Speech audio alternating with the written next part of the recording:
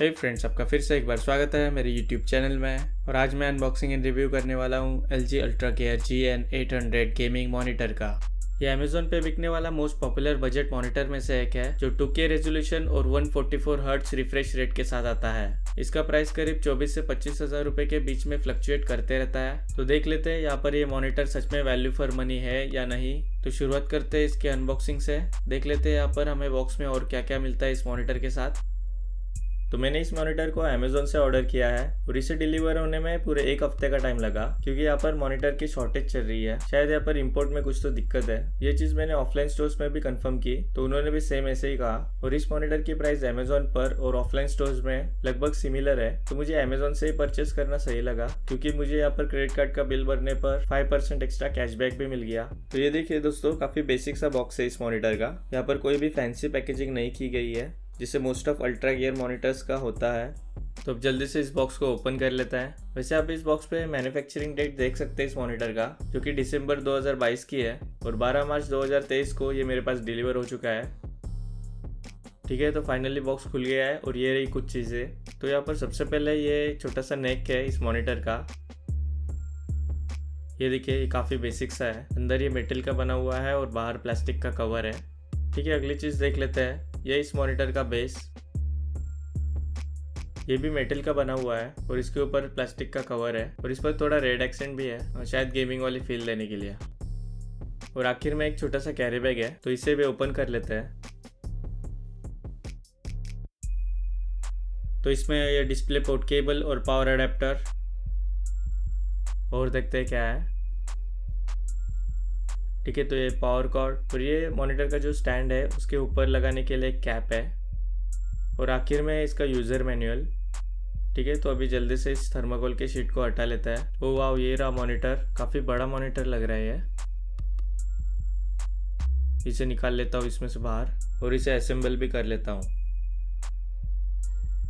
इस मॉनिटर के साथ इसका स्टैंड असेंबल करना बहुत ही ज़्यादा आसान है। इसे बस ऐसे पीछे लगा देना है और मैंने इस मॉनिटर को इसके साथ आए थर्माकोल पे ही रखा है ताकि इस प्रोसेस में डैमेज ना हो। और ये देखिए दोस्तों, बॉक्स में इसके साथ ये 2 स्क्रू आए थे जिनको हमें बस यहाँ पर लगा के टाइट कर देना है।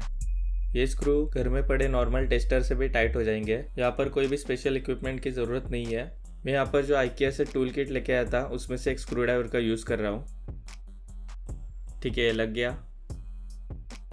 अब इस स्टैंड का बेस इससे अटैच कर लेता है। तो इस बेस को इस नेक से अटैच करना बहुत ही ज़्यादा आसान है। यहाँ पर ये जो एक सिंगल स्क्रू है इसे बस टाइट कर देना है और ये हम सिंपली हाथों से भी कर सकते हैं। यहाँ पर किसी भी टूल की ज़रूरत नहीं है।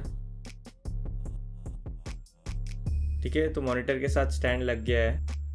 तो अब यहाँ पर ये कैप लगा लेते हैं जो हमें स्टैंड के ऊपर लगाना है। इस स्टैंड की क्वालिटी काफ़ी ज़्यादा बेसिक है, इसमें किसी भी तरह का केबल मैनेजमेंट नहीं हो सकता।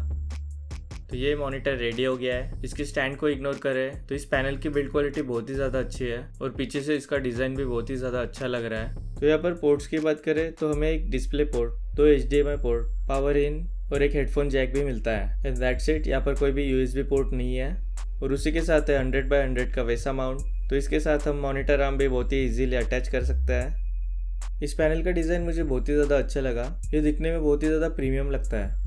तो इसमें सामने की तरफ है 27 इंच का एंटी ग्लेयर डिस्प्ले और ये तीनों तरफ से बॉर्डरलेस है। और यहाँ पर नीचे की तरफ छोटी सी बेजल है जिस पर LG का लोगो है जो कि काफ़ी मिनिमल है।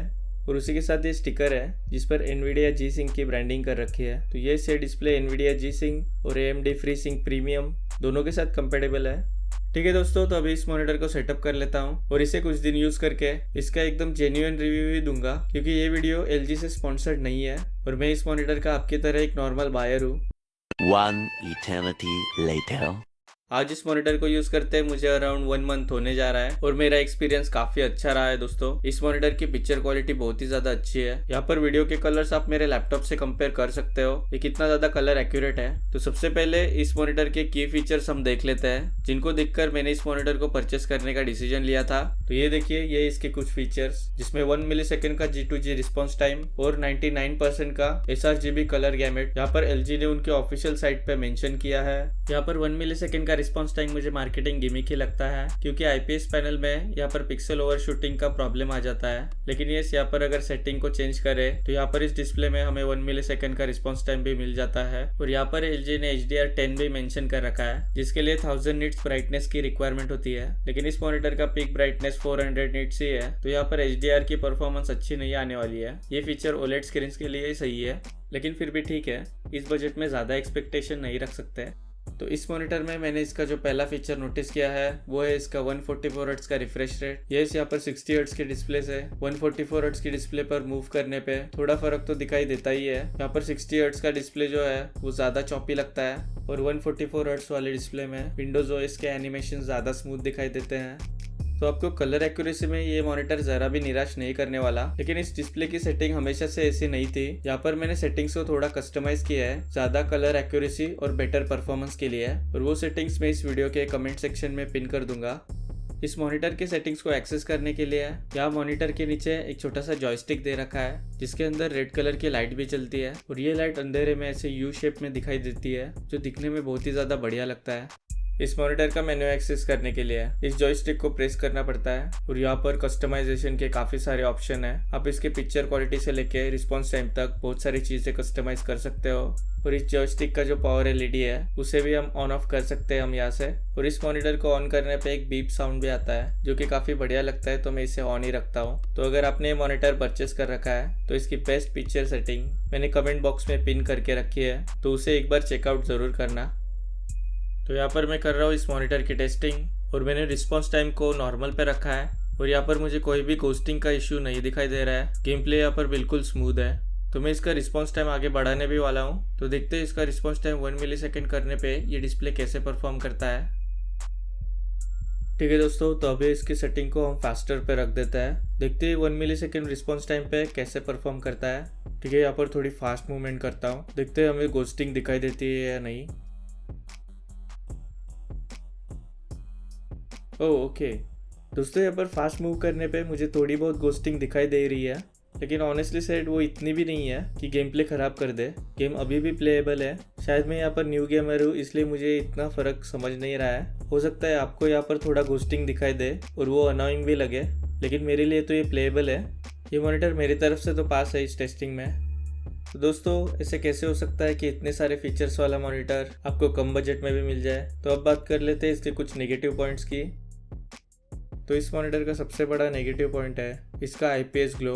यहाँ पर IPS ग्लो कुछ ज़्यादा ही दिखाई देता है दोस्तों। लेकिन अगर हम IPS ग्लो की बात करें तो ये हर IPS पैनल में होता ही है, लेकिन यहाँ पर भी एक कैच है। दरअसल सामने जो आप ये इमेज देख रहे हो ये सॉलिड ब्लैक वॉलपेपर है, और जब ब्लैक स्क्रीन हो तभी ये IPS ग्लो दिखाई देता है। ये चीज़ दूसरे कलर्स में नहीं दिखाई देती, नहीं IPS ग्लो का कुछ इम्पैक्ट पड़ता है दूसरे कलर्स में। तो यहाँ पर ब्लैक कलर छोड़ के बाकी सारे कलर्स बहुत ही ज़्यादा एक्यूरेट दिखाई देते हैं, और IPS ग्लो आपको इस बजट में आने वाले सारे मॉनिटर्स में दिखेगी। ये ग्लो ज़्यादा तभी दिखाई देता है जब हम मॉनिटर को किसी एंगल से देखें, और जब हम मॉनिटर को सामने से देखते हैं तब ये ग्लो ज़्यादा नहीं दिखाई देता। इसका असर वैसे मुझे गेमिंग करते वक्त तो नहीं हुआ है, ना ही गेम के लोडिंग स्क्रीन में मुझे कभी ऐसा ग्लो दिखाई दिया है, क्योंकि वहाँ पर भी कुछ न कुछ लिखा हुआ रहता है। तो ये IPS ग्लो उससे थोड़ा कम हो जाता है। इस मॉनिटर का IPS ग्लो मुझे सिर्फ तब दिखाई देता है जब मैं इस मॉनिटर को ऑफ कर देता हूँ और ये मॉनिटर पावर सेविंग मोड में चले जाता है। तो ये देखिए दोस्तों, अभी भी स्क्रीन पर सेम सॉलिड ब्लैक वॉलपेपर ही है। मैंने बस यहाँ पर मेरे रूम की लाइटिंग ऑन कर रखी है, तो अभी आप देख सकते हैं यहाँ पर IPS ग्लो कितना कम हो चुका है, और मॉनिटर को सामने से देखे तो वो दिखता भी नहीं है।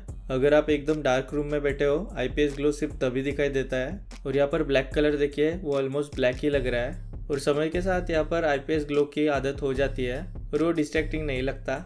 इस मॉनिटर का दूसरा माइनस पॉइंट है इसका स्टैंड, जिसकी हाइट हम एडजस्ट नहीं कर सकते। तो ये डेस्क पे काफी ज्यादा लो हाइट पे रहता है, तो इसे हमेशा गर्दन नीचे करके देखना पड़ता है, या तो चेयर पे लो बैठने से पीठ में दर्द होना शुरू हो जाता है। तो मैं यहाँ पर इस मॉनिटर के साथ एक मॉनिटर आर्म जरूर सजेस्ट करता हूँ, जिसकी वजह से इस मॉनिटर का एक्सपीरियंस और भी ज्यादा बढ़ जाएगा। अगर आपको इस मॉनिटर में फोटो एडिटिंग करनी है, वीडियो एडिटिंग करनी है या फिर गेमिंग करनी है, तो ये तीनों भी टास्क आप इस मॉनिटर पे कर सकते हो। ये इस बजट में काफ़ी बढ़िया ऑलराउंडर मॉनिटर है। और मैं इसे बिल्कुल रिकमेंड करता हूँ। इसकी प्राइस की बात करें तो अमेज़ॉन पर 24 to 25,000 के बीच में अवेलेबल है। इस मॉनिटर का बेस्ट बाय लिंक डिस्क्रिप्शन में है। तो ये था LG Ultra Gear GN800 का अनबॉक्सिंग एंड रिव्यू। इसे और वीडियोस के लिए चैनल को सब्सक्राइब ज़रूर कीजिए। मैं मिलता हूँ आपसे अगले वीडियो में, तब तक के लिए बाय।